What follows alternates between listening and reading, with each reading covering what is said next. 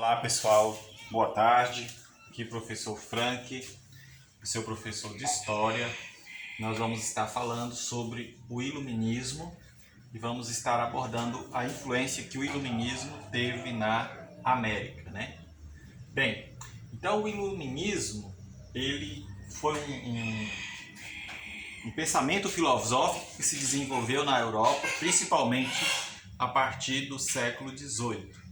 E o Iluminismo teve como característica a defesa, né, do pensamento racionalizado.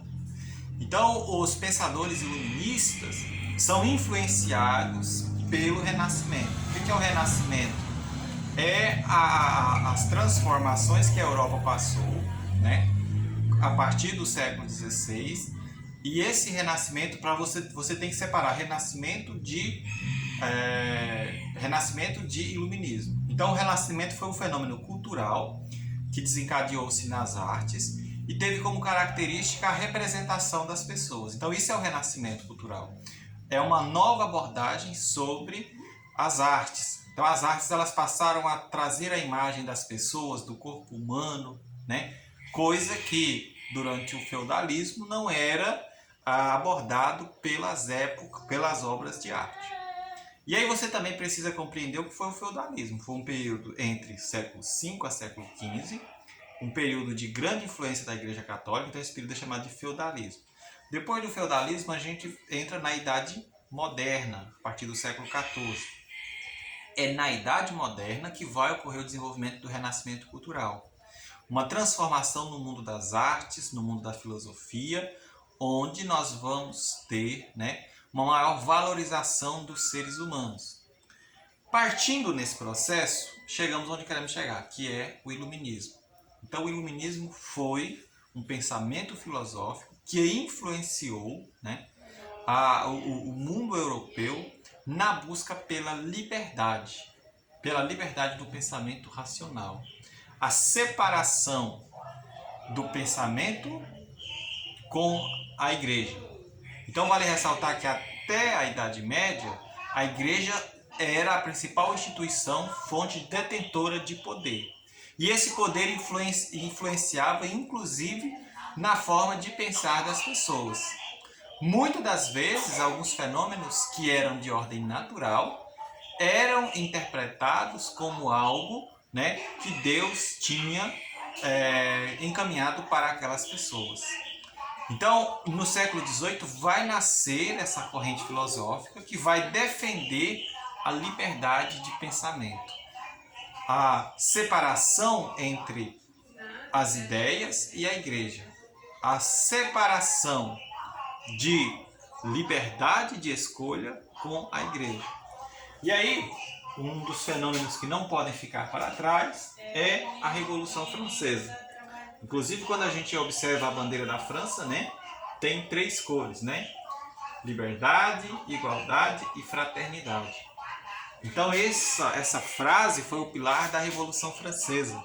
Vale ressaltar que lá no século XVIII, entre 1780, quando a monarquia francesa foi dissolvida e as pessoas lutaram contra o poder da monarquia e contra os privilégios que existiam por parte da igreja. Vale ressaltar também que essas transformações só aconteceram porque na Europa, a partir do século XVI, ocorreu o fortalecimento da burguesia. Quem que era a burguesia? A burguesia são os comerciantes. E aí os comerciantes, né, os comerciantes europeus, eles começaram a reivindicar maior participação na política e começaram a reivindicar o fim dos privilégios. Que privilégios eram estes? Né? Os privilégios dados ao clero e à nobreza. Né? Então, geralmente, Igreja Católica e os nobres não pagavam impostos. Né? Então, os pensadores iluministas vão ser contra o absolutismo, que é o poder central do rei, o rei como o único detentor de poder. Eles eram contrários aos privilégios da nobreza e do clero e defendiam a liberdade de expressão e de pensamento.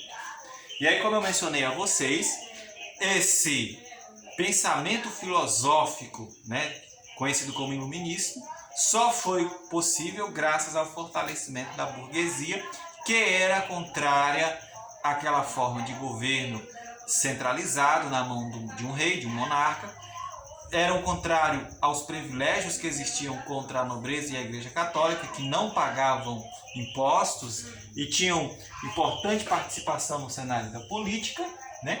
E aí, vale ressaltar que o iluminismo defendia o pensamento racionalizado, defendia a liberdade das pessoas. Que liberdade é essa, pessoal? É a liberdade onde as pessoas não estejam atreladas nem a um rei, nem à Igreja Católica, nem a um senhor, para que as pessoas possam desenvolver as suas atividades e possam conseguir propriedade, né? E aí vale ressaltar a influência que alguns filósofos iluministas tiveram na construção desse pensamento iluminista, né? Allenberg, Derot Allenberg, que foi um dos primeiros a construir, ele ficou famoso ao construir as primeiras enciclopédias. O que é a enciclopédia? É o conhecimento que vai estar reunido em um grande livro, né? Então essa é uma característica do iluminismo, é a reunião de conhecimento. A partir de então as pessoas não vão se atrelar somente à Bíblia para conseguir conhecimento, né? Montesquieu ficou muito famoso como um pensador iluminista ao defender a tripartição de poder. É o que nós temos hoje na política: o poder legislativo, executivo e judiciário. Então hoje na política brasileira, por exemplo, você verifica que a nossa Constituição foi embasada no pensamento de Montesquieu, né? A tripartição política, onde existe um contrapeso, né, que vai... aquele que cria a lei não vai ser o mesmo que vai fiscalizar, e quem vai colocá-las em prática será outro. Então cria o poder executivo, legislativo e judiciário. Essa defesa foi feita por Montesquieu. Rousseau vai ser um importante filósofo que vai defender a chamada igualdade de fato das pessoas. Para Rousseau, existia uma desigualdade muito grande entre os cidadãos, né? Então isso não permitia com que as pessoas tivessem melhoria nos padrões de vida.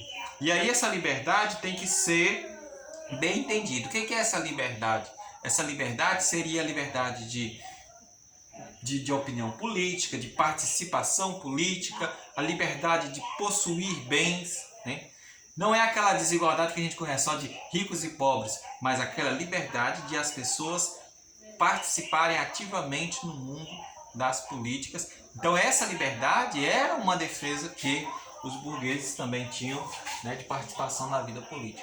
E Voltaire vai ser um filósofo que, apesar de defender o absolutismo, vai defender também as transformações que passaram a existir dentro desse pensamento absolutista, desse pensamento iluminista. O iluminismo também teve influência na América, principalmente na busca pela liberdade, pela emancipação política.